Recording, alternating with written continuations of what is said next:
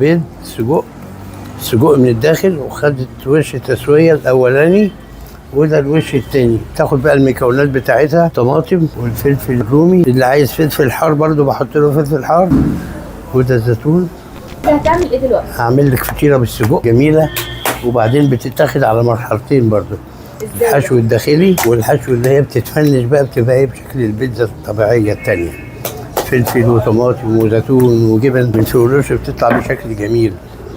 قول لي التطور اللي حصل وقت ما كنتوا فاتحين بكام صنف وصلتوا دلوقتي؟ احنا كنا زمان فاتحين بصنفين بس. ايوه.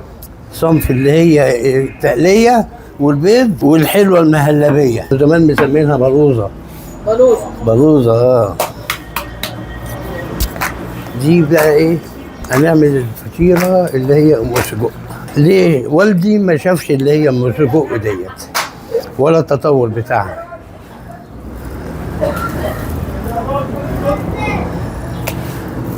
ده سجق نوع معين ولا؟ نوع معين. افخر انواع السجق طبعا. وبعدين الزبائن مبهوره بيه قوي يعني، الحمد لله. السجق ده بتبدا من 70. في ب 80، في ب 90، في ب 100. اللي بيختلف الحجم لكن الحشو هو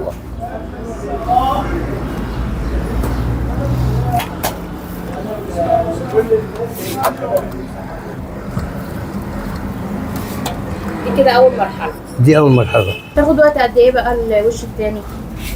يعني بتاع 3 دقايق. هي خدت الوش الاولاني يمكن بتقعد فيه شويه، لكن الوش الثاني بتاع البسطرمه بياخد بيضه ثانيه وبرضه يخش في المكونات بتاعتها.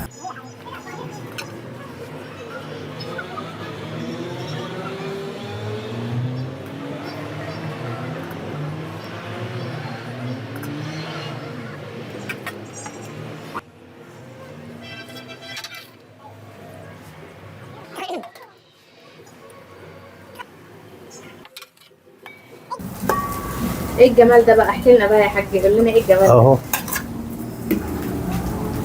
طبعا انواع الجبنه ممتازه والزيتون 100 خلي الفطيره برضه تنفش كده. بغاشه. الفطيره دي سعرها كام يا حاج؟